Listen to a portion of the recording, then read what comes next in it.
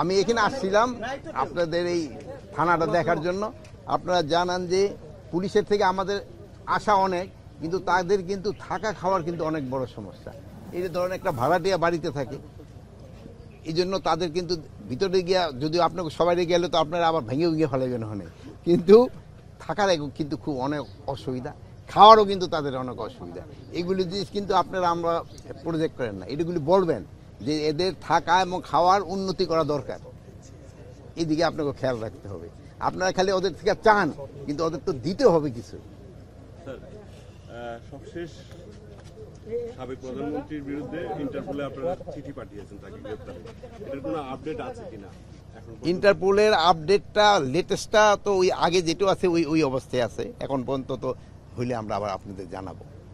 এখন ওই যে বিভিন্ন জায়গায়, দেশের বিভিন্ন জায়গায় আপনি যাচ্ছেন, পুলিশের খোঁজ খবর নিচ্ছেন, এটা বলা হতো যে 5 আগস্টের পর পুলিশ অনেকটা ডিমোরালাইজ হয়েছে নানা কারণে।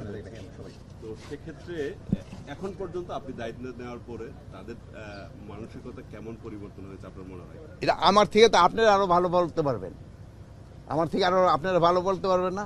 আপনারা তো দেশের আনাচে কানাচে সব জায়গায় ঘুরে বেড়ান। আমার মনে হয় চেঞ্জ অনেক হয়েছে, তারপরও আল্লাহ দিলে আরো হবে।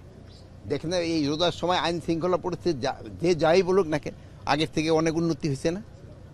তাও প্রায় আমরা একটা বিষয় দেখছি যে আসলে পুলিশের ভ্যান থেকে, পুলিশের কাছ থেকে পুলিশের ধরেন যে এই ধরনের আসামি ছিনতাই করে নিয়ে যাচ্ছে, এইগুলির ক্ষেত্রে আপনারা বলবেন, এবং যারা ছিনতাই করে নিচ্ছে তাদের কিন্তু আমরা আইনের আওতায় নিয়ে আসছি। এগুলি ক্ষেত্রে আপনারা সত্যি ঘটনা যেটা সাথে সাথে জানাবেন, আমরা ব্যবস্থা নেব। অনেক সময় তাদের অ্যাকশন নিতে দেরি হয়, যেহেতু ধরেন এখানে আমাদের অনেক সংকট রয়ে গেছে, এদের গাড়ি ঘোড়ারও কিন্তু অনেক সংকট, অনেক গাড়ি ঘোড়া ওই সময় নষ্ট হয়ে গেছে, পুড়া গেছে, থানা পুড়া গেছে, ওগুলি তো সব আমরা করে দিতে পারিনি। আমরা তো একটা নতুন গাড়ি এখন পর্যন্ত কিনে পারি না, যেহেতু প্রসিডিউর অনেক টাকা স্যাংশন হয়েছে।